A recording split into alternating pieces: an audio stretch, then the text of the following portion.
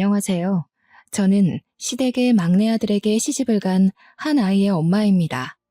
이제 막 나이 60을 바라보고 있죠. 제가 이곳을 찾은 이유는요.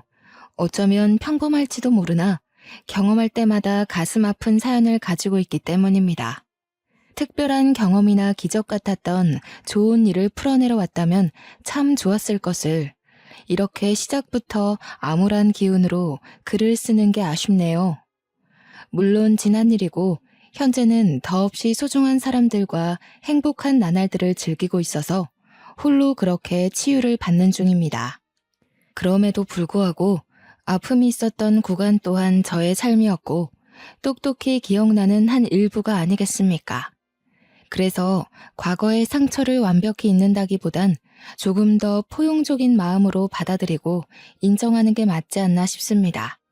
제 이야기를 사랑하기 때문에 많은 이들에게 들려드리려고 찾아왔고 또 사연을 들려드림으로써 저는 그날의 일을 제대로 뉘우쳐보고 앞으로의 미래를 그려나가 볼까 합니다.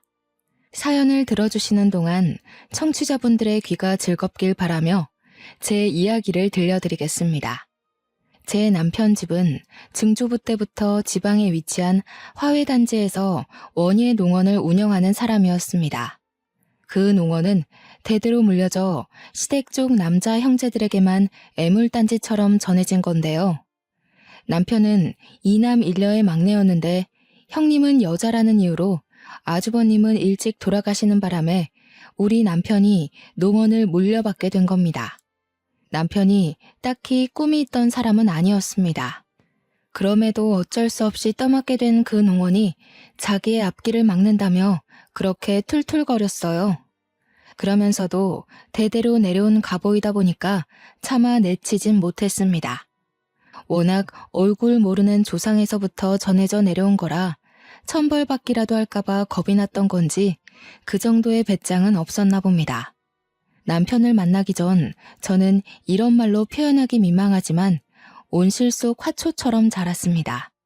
가족들의 전적인 과잉보호 아래 취업을 하기 전까지 아무것도 모르는 순수 소녀로 컸죠. 내 입으로 말하기 뻘쭘한 소문이 하나 있는데 주위에서 저만 보면 사람들이 예쁘다고 연예인이냐며 물을 정도 외모가 수려한 편이었습니다. 이건 엄마를 닮았기 때문인 것 같아요.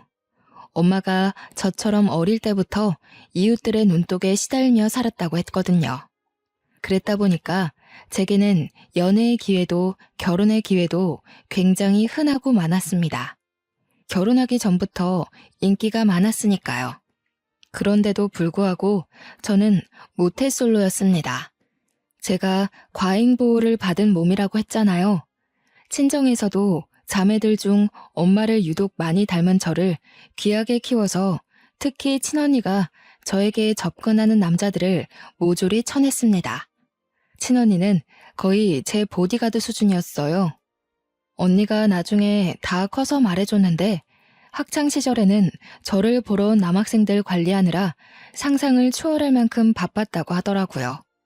저는 몰랐고 모를 수밖에 없었습니다. 언니가 늘 저 몰래 그랬을 테니까요. 그러다 언니가 결혼을 하면서 친정에서 나가게 되었고 저도 또한 취업 때문에 독립을 시작하면서 제게는 더 이상 이성적 교류를 통제하는 선은 사라지게 되었습니다.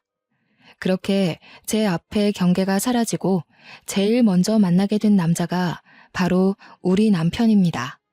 남편은 당시에 취업은 하지 않은 몸이었고 시부모가 농원 운영하는 걸 도우며 친구들과 놀러 다니길 좋아했던 사람이었습니다. 그러다 우연한 기회로 저와 마주치는 일이 생겼고 그 이후 적극적으로 구애를 했던 걸로 기억합니다. 그동안 친언니가 남자를 다 쳐내는 바람에 남자를 제대로 알아볼 눈이 없었던 저는 남편의 애정에 쉽게 넘어가 버리고 말았죠. 특히 남편의 어느 부분에서 결혼을 결심하게 되었냐면 바로 친정엄마가 뇌경색으로 돌아가시게 되었을 때입니다. 힘들어하는 제 옆에서 저를 든든하게 지켜준 사람이 다른 가족도 아닌 남편이었거든요. 아빠는 진작에 돌아가셔서 안 계셨고 다른 가족들은 전부 지방에 있었기에 엄마를 최대한 빨리 모실 수 있던 건 저뿐이었습니다. 그런데 제가 너무 늦게 엄마를 발견한 거죠. 독립을 했다 보니 엄마가 집에서 쓰러져 그렇게 사경을 헤매고 있었는 줄 몰랐습니다. 은옥 씨, 걱정 말아요. 제가 계속 옆에 있을 테니까 걱정 말고 편히 울어요. 어머님 병원비도 이미 제가 해결 봤으니까 아무것도 신경 쓰지 말고 은옥 씨는 어머니만 생각하세요. 남편이 가족이 당도하기 전까지 저의 수많은 자책과 괴로움을 든든하게 지켜주었다는 겁니다. 바로 이 점 때문에 남편과 결혼을 마음먹게 된 거죠. 이렇게 저를 살펴주는 사람과 결혼을 해야 한다고 당연하게 생각했습니다. 더 만나보지 않더라도 당시에 제 부모님을 이보다 더 신경 써줄 남자가 앞으로 없을 것 같다고 확신했거든요. 남편과 결혼을 하고 나서부터 저는 제 직장을 포기하고 남편과 같이 시부모 농원을 물려받았습니다. 저는 오히려 원래 하던 일보다 식물을 키우는 일에 더 재밌어서 만족스러웠어요. 남편의 것이 곧 제 것이기도 하기에 잘 키워서 더 번성하도록 만들고 싶었습니다. 제가 꽃을 이렇게나 좋아하는지 몰랐는데 남편 덕분에 적성을 찾은 셈이기도 했어요. 그래서 저는 원예 농원에서 공급받은 꽃들로 가까운 시내에 작은 꽃집을 따로 차렸습니다. 저랑 남편 사이에는 예쁜 딸 하나가 있었는데 우리 딸은 두 발로 걸어 다닐 수 있을 때부터 꽃 냄새를 맡고 컸어요. 그러니까 제가 늘상 딸을 데리고 농원과 꽃집만을 오갔다는 거죠. 농원의 식물들은 당연히 실하게 잘 컸는데 특히 저희 꽃집의 매상이 갈수록 좋아졌습니다. 민망하지만 그 이유가 다 저 때문이었어요. 저희 꽃가게 주위에는 IT 중소기업이 하나 있는데요. 제가 가게 바깥 꽃에 물을 주고 있으면 그곳으로 출근하는 회사원들이 저를 보고 몇 번씩 번호를 묻기도 했고 꽃집에 찾아와 꽃이 아닌 제 마음을 사려고 하는 남자들이 많았습니다. 물론 대개 저한테 딸이 하나 있는 걸 알고 금방 머쓱해하며 사과를 하지만 그럴 때마다 꽃 하나씩은 꼭 사서 돌아갔거든요. 그런데 문제는 남편이었습니다. 남편은 원래부터 노는 걸 좋아했던 사람이라 그런지 결혼하기 전만 해도 부지런했던 모습이 점차 본울굴로 돌아오기 시작하더라고요. 제가 꽃집을 동시 운영을 시작했을 때 남편한테 원예 농원도 관리를 좀 신경 써달라고 부탁을 했는데 주말에 가보니까 관리가 전혀 안 되어 있는 거 있죠. 남편의 농원 방치는 갈수록 심해졌습니다. 제가 이쪽 저쪽 똑같이 신경을 기울이지 않으면 한쪽이 죽을 수밖에 없는 운명이었어요. 그럼에도 농원만큼은 시댁 자신이기 때문에 아무래도 그쪽으로 제 신경이 좀 더 기울어 있었거든요. 시간이 지날수록 동시에 같이 관리하다 보니 제 체력이 급격히 소진되는 거 아니겠습니까? 제 꽃집을 운영하기 힘들 만큼 농원이 관리가 안 되자 남편한테 결국 한 소리를 하게 되었습니다. 여보, 밖에서 사람 만나는 건 좋은데 할 일은 하고 나가서 일 봐야지. 이것 봐, 벌써 한 줄은 다 죽었잖아. 농원 안 온 지 오래됐지? 이게 우리 밥줄이나 마찬가지인데 신경 좀 써주면 안 돼? 신경 쓰고 있어. 내가 식물 다루는데 소질이 없어서 그런 거지. 실력이 없는 사람한테 자꾸 일 강요하면 일이 이 모양 이 꼴로 나는 거야. 엄마 아빠도 알면서 나한테 맡긴 거일걸? 놀기만 좋아하고 돈은 계속 필요했던 남편은 끝내 제 꽃집에서까지 현금을 빼가며 매상의 심각성을 전혀 자각하지 못했습니다. 그래서 좀 당해보라고 저녁 반찬들을 대폭 줄여버렸어요. 아니나 다를까 남편이 반찬 상태가 뭐 이러냐면서 투덜대더라고요. 말했잖아. 우리 밥줄 간당간당하다고. 농원 관리가 안 되는데 무슨 돈으로 고기 반찬을 올려? 다른 곳에 쓸 돈 많아서 반찬은 한두 개만 만들기로 했어. 남편은 그날 뒤로 식사마저 집에서 잘 하지 않았습니다. 바깥에서 먹고 오더라고요. 한 푼이 아깝고 생계가 흔들리기 시작한 시점에서 외식이라니. 저는 결국 철부지 남편을 설득하길 포기하고 꽃집은 낮에 일찍 문을 닫고 농어는 밤에 일하며 홀로 고군분투했습니다. 남편이 같이 일을 좀 도와주면 수월할 텐데 저는 하다 더는 체력 고갈로 일이 너무 힘들어서 결국 사람까지 뽑아 농원에 힘을 쏟았습니다. 남편은 그걸 보고도 코웃음만 치더군요. 혼자서 잘할 수 있겠는데 뭘 돈까지 쏟아붓냐고. 그럴 돈 있으면 자기 달라고 하는 거 아니겠습니까? 무시했지만 역시 사람을 쓰더라도 애까지 있는 입장에서 양쪽을 혼자 관리하는 건 너무 버거운 일이더라고요. 저는 3달 만에 단념하고 원예 농원만이라도 살리기 위해 꽃집은 접었습니다. 다른 남자들은 제가 유부녀인데도 관심을 주면서 만나고 싶어 하는데 남편은 정작 저한테 관심이 차차 사라졌어요. 남편의 본색을 몰랐을 땐 사람이 변했다고 생각했습니다. 결혼 전만 해도 제게 누구보다 슈퍼맨이었던 남자인데 어떻게 결혼하자마자 태도가 달라질 수 있는 건지. 같은 사람이 맞나 싶을 정도로 저는 남편의 본색을 몰랐죠. 하지만 그 본색을 알기까지 그리 오래 걸리지는 않았습니다.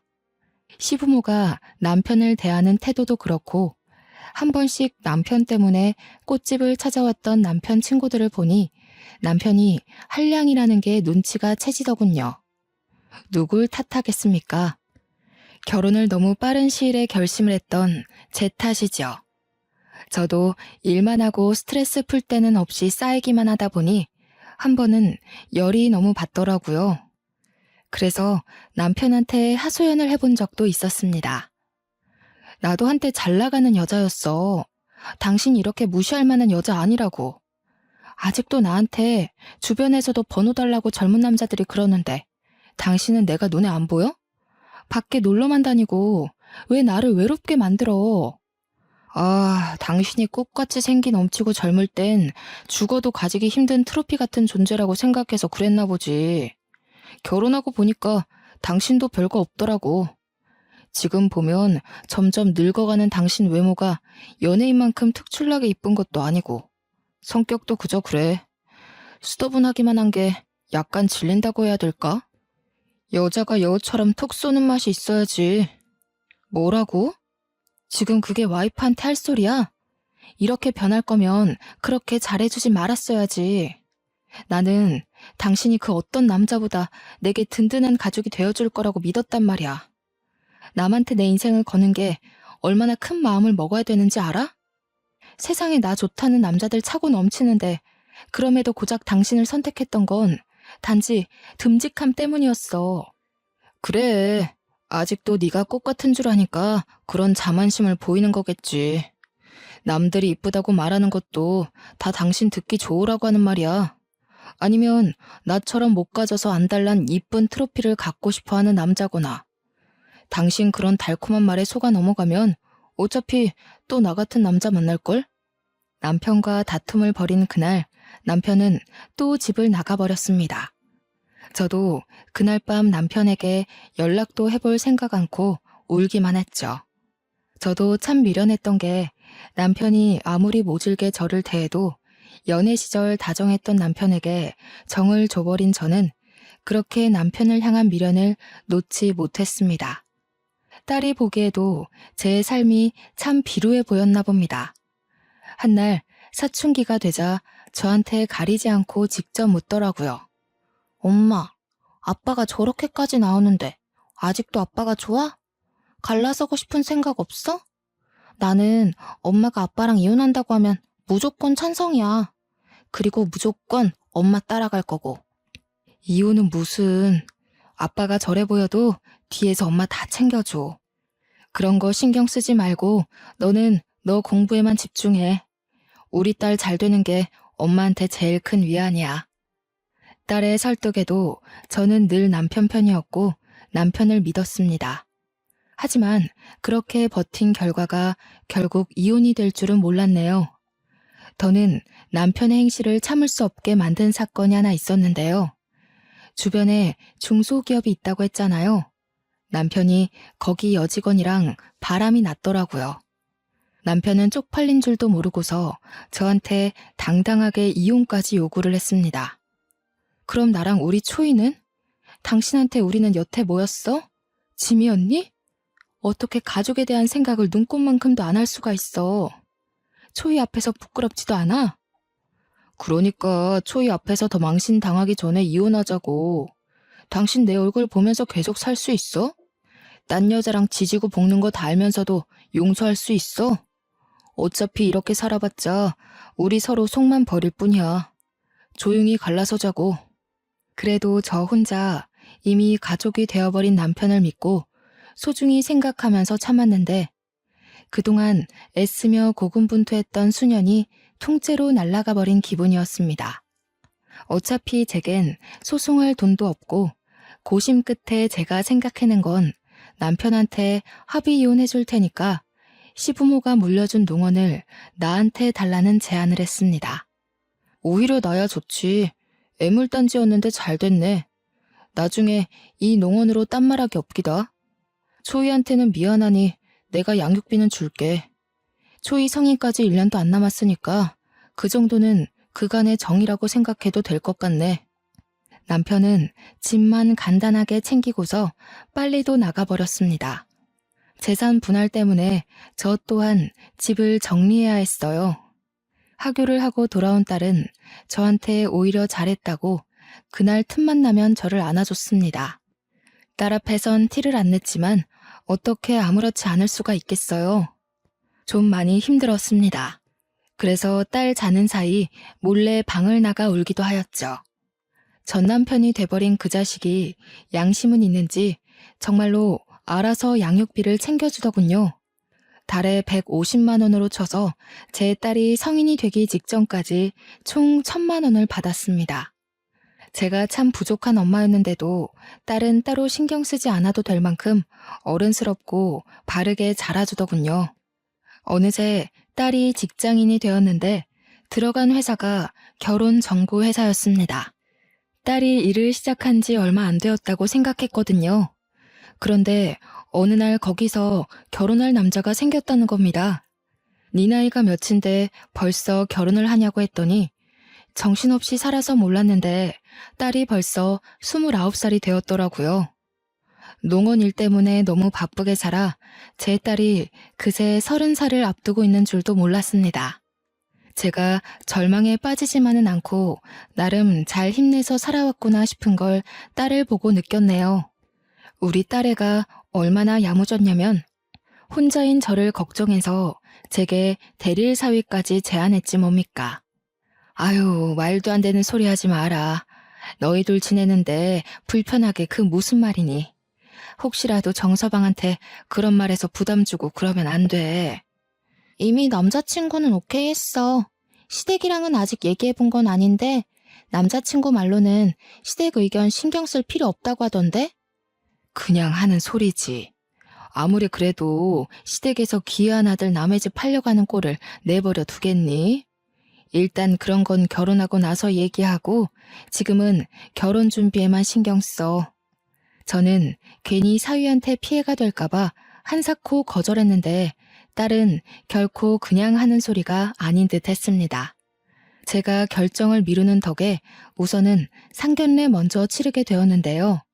그날 사돈댁을 처음 봤는데 우리 쪽도 바깥 사돈이 없고 사돈 쪽도 마찬가지인 것 같더라고요. 상견례 자리에 사부인이랑 사위만 달랑 나와 있었습니다. 물론 이 자리에 참석하기 전 사부인께서 별거 중에 있다고 딸한테 언질은 받았거든요. 바깥 양반이 바람이 나서 그렇다는데 아직 법적인 부부라 이혼 관계는 아니라고 했습니다. 바람났다는 바깥 사돈의 얘기에 문득 제 전남편의 기억이 나서 순간 언짢았는데 사부인이 저와 같은 처지의 여자라고 하니 금세 마음이 가고 편해지더라고요. 또 사부인 성격이 굉장히 쾌활하여 상견례 자리는 생각 외로 원활히 진행되었습니다. 딸이 결혼하고 나서 본격적으로 대릴 사위 제안을 다시 했지만 저는 그때 진심으로 딸을 앉혀두고 제 마음을 전했어요. 엄마가 언제까지 너를 붙잡고 살 거야. 엄마도 그만 엄마 인생 살고 너도 앞으로 네 가정을 위해서 네 인생을 꾸려가야지. 정 걱정되면 엄마 집에 일주일에 한 번씩 들려주면 되잖니. 그리고 사부인도 혼자던데. 너희 둘 다 엄마한테 붙어 있으면 사부인은 누가 봐줘? 내가 엄마를 두고 어떻게 혼자 가?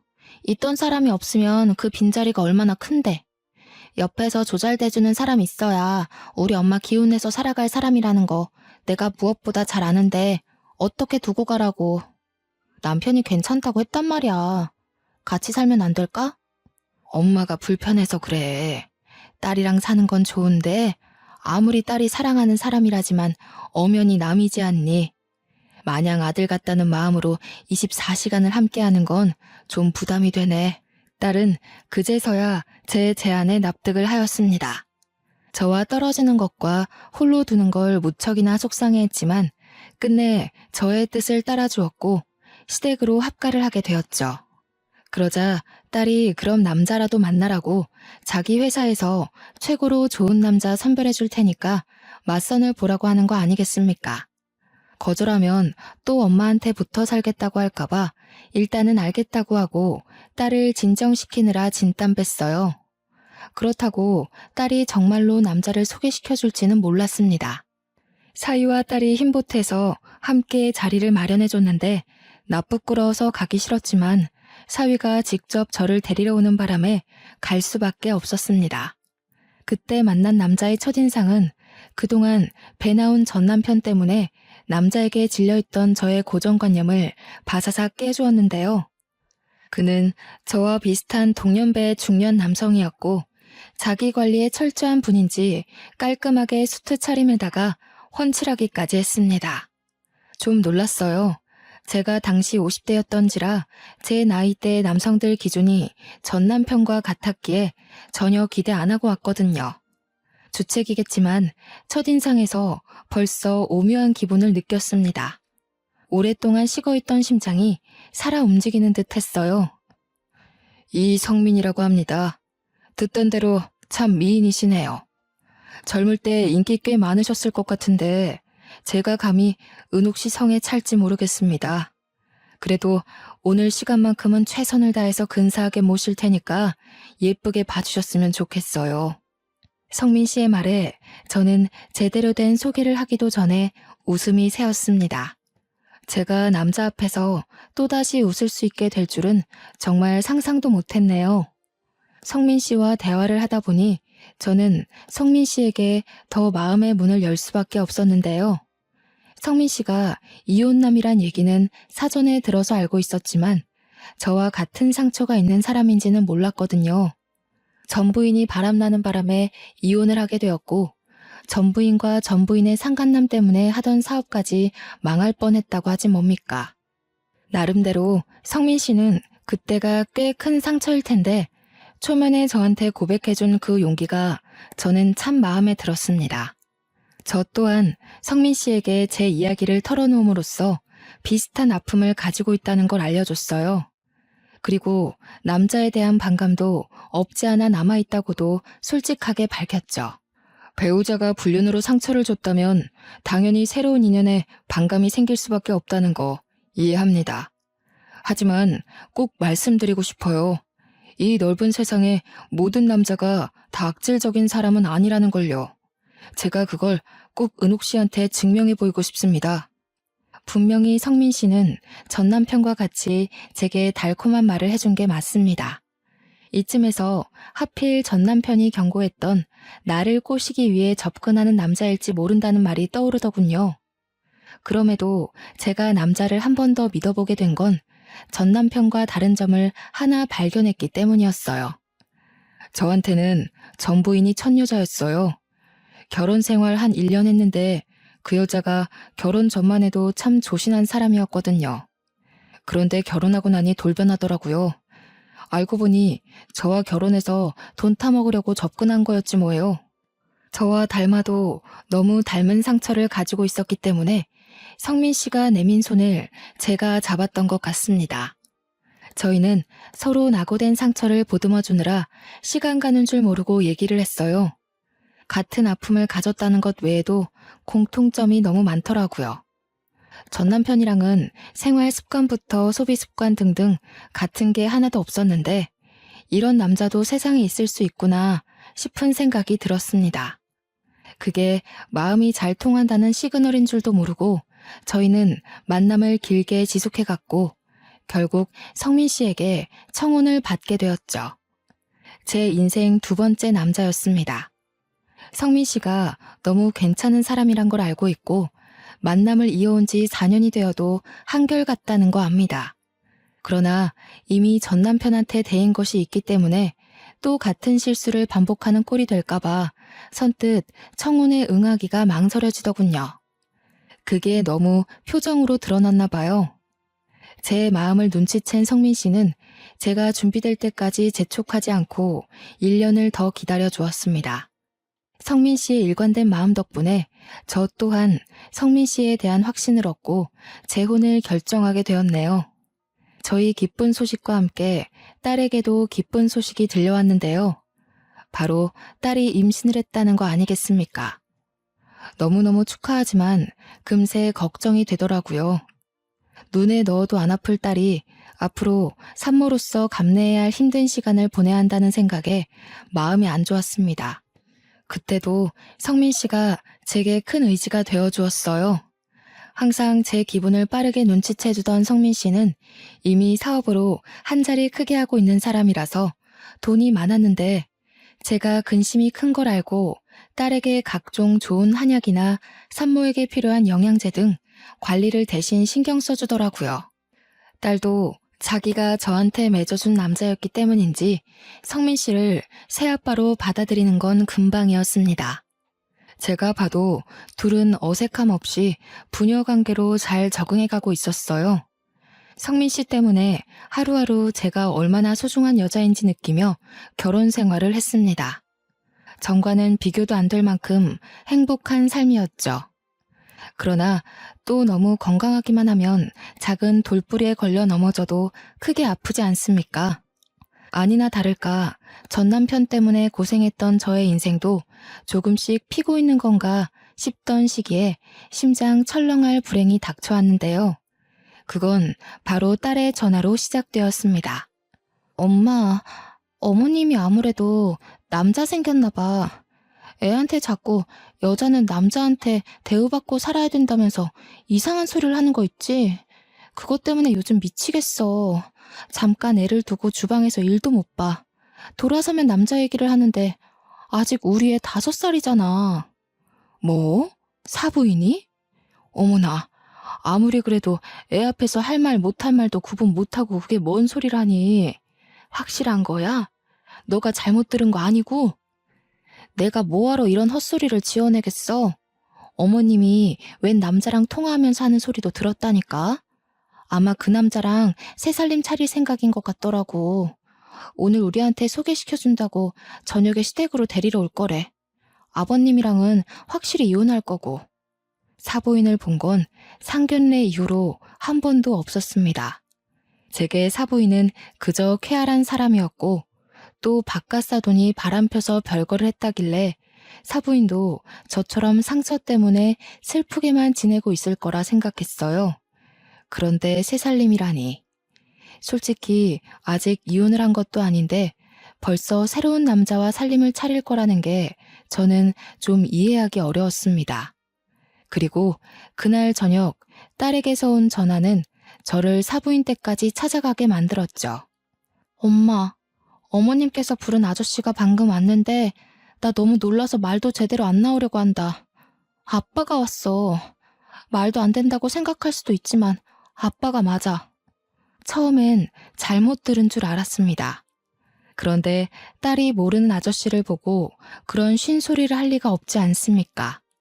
딸이 아빠 얼굴을 알아볼 때쯤에 제가 이혼을 했기 때문에 딸의 말이 착각일 리는 더더욱 없었습니다. 딸 못지않게 놀란 저의 과거 트라우마가 다시 비집고 올라오면서 너무 불안해졌어요. 이걸 성민 씨에게 말하자 성민 씨가 먼저 나서서 저와 함께 당장 사부인 댁으로 향했습니다. 제가 집으로 들이닥치니 놀란 사부인이 영문도 모르고 서 있었는데 그 옆으로 정말 제 전남편이 함께 있는 거 아니겠어요? 내 인생으로 모자라 내 딸 인생까지 망치려고 개벌은 남 못 주고 아직도 이런 짓 하면서 살았니? 네가 뭘 하고 살든 내 알 바 아닌데 양심이 있으면 우리 앞에 다시는 나타나지 말았어야지. 무슨 낯짝으로 다시 얼굴을 드러내? 저는 전 남편한테 무작정 막말을 퍼부으며 제 딸을 보호했습니다. 그리고 그때 예상치 못한 일이 발생했는데요. 잠자코 저를 따라와줬던 성민 씨가 급발진하며 나서서 전 남편의 멱살을 잡는 거 아니겠습니까? 너 이 자식, 네가 여기 왜 있어? 또 누구 인생 망치려고 여기서 나타나? 네가 은옥 씨 전 남편이냐?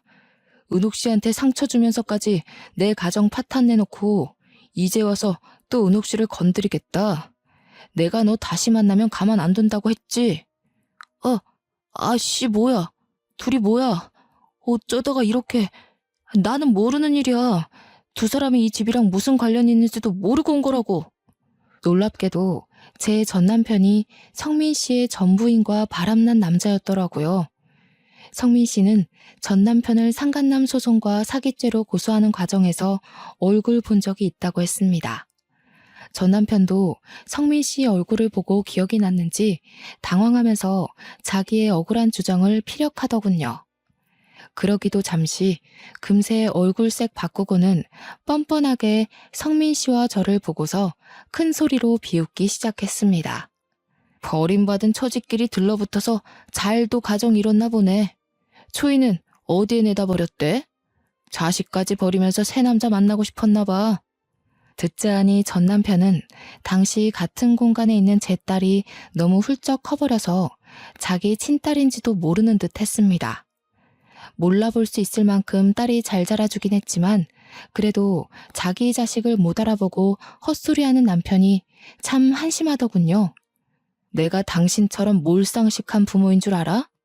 어디다 대고 나를 똑같은 취급해. 그러는 당신은 여태 못나서 아직도 부끄러운 줄도 모르고 또 상스러운 짓을 하고 있었어? 사부인도 실망입니다.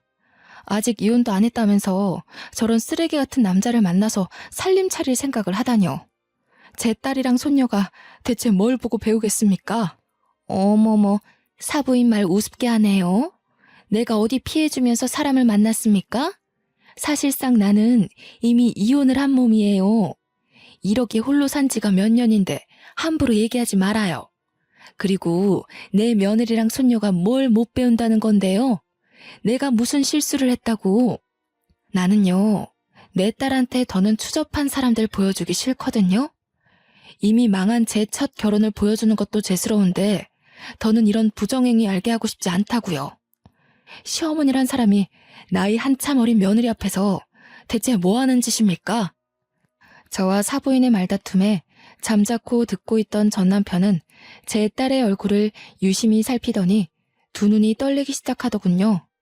그러다 곧 자신의 며느리가 될 여자가 제 친자식인 걸 알고 얼굴이 사색이 되었죠. 아니, 잠깐만. 그럼 아가씨가... 아니. 그럼 너가 초이란 말이니? 내 딸이라고? 말도 안 돼.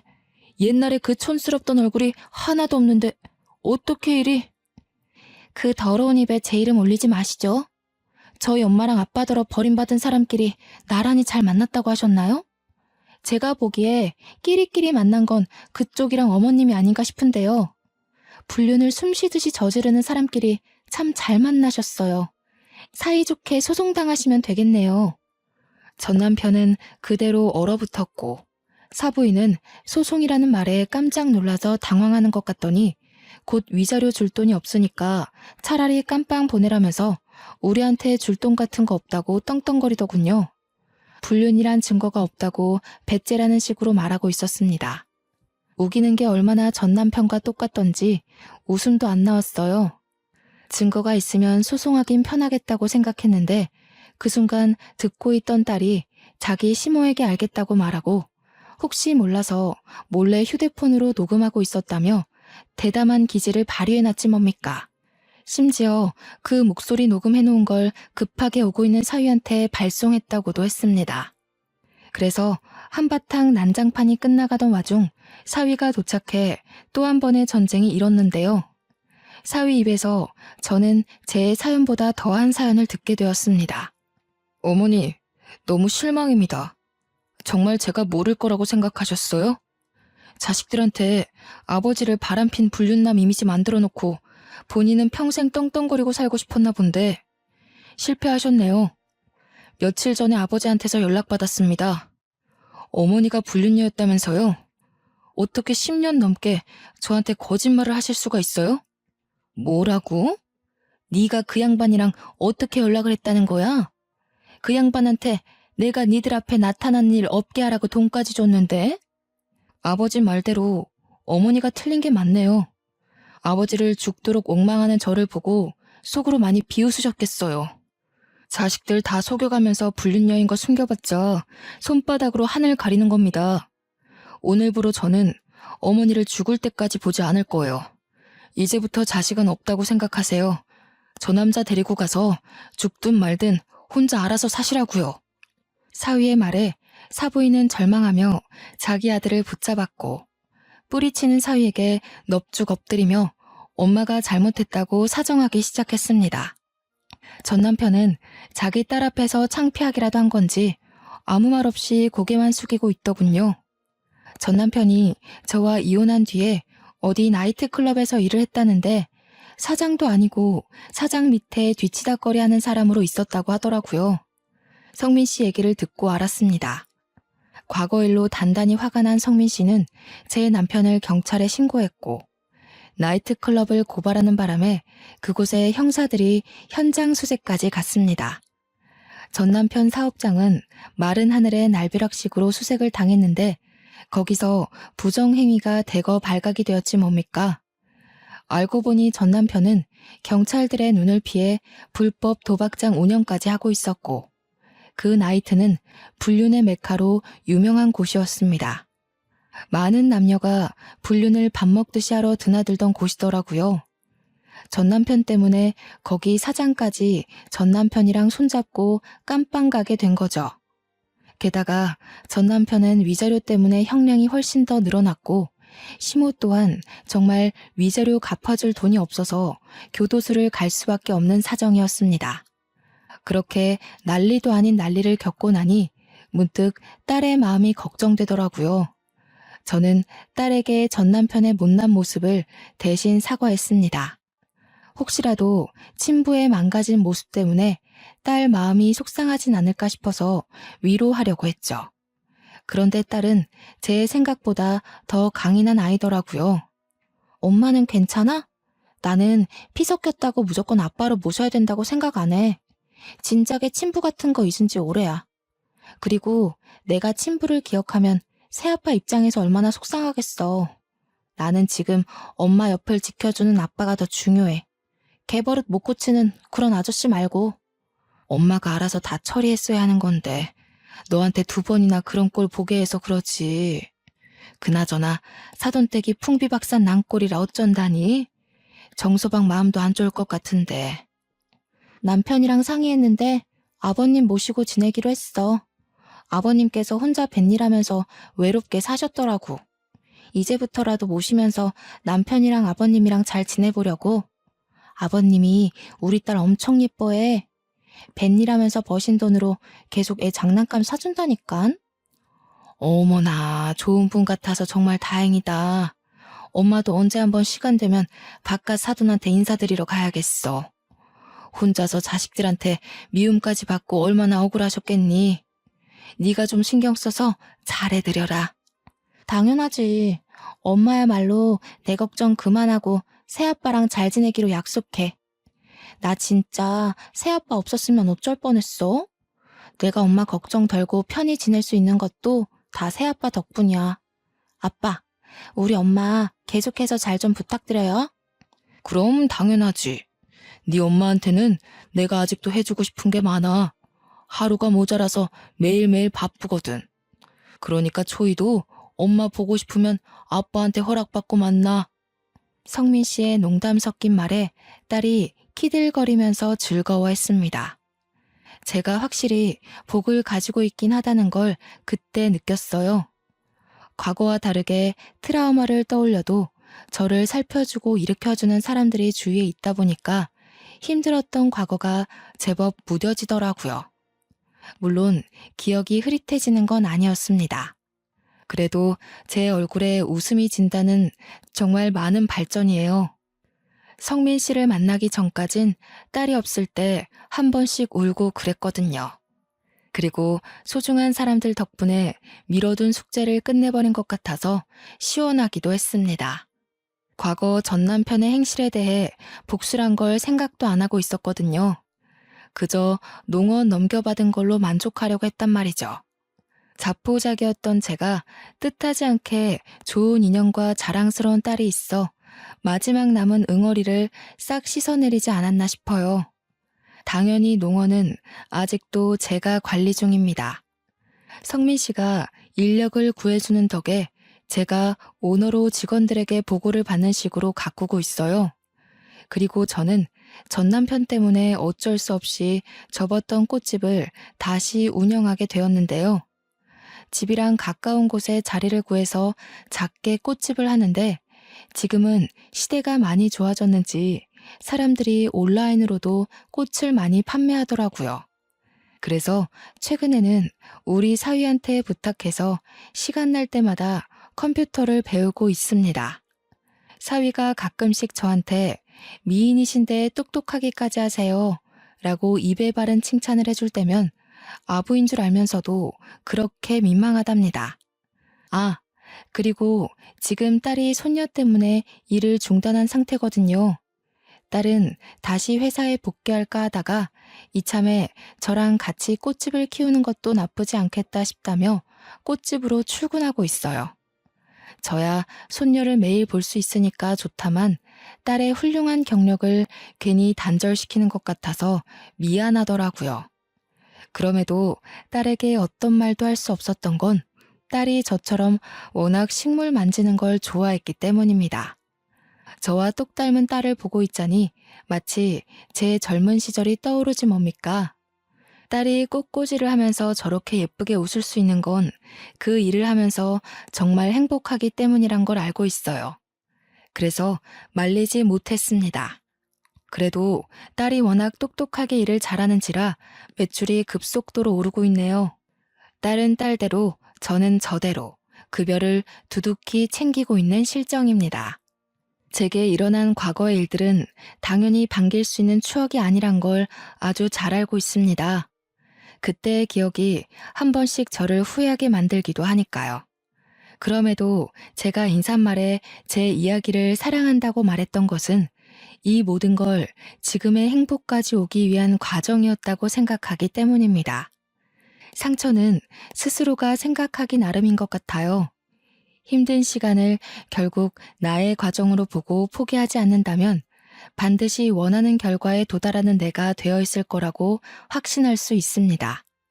당연히 그게 어떤 모양으로든 꼭 행복할 거라고 믿어야 된다는 건 전제로 깔아야 한다는 거 아시죠?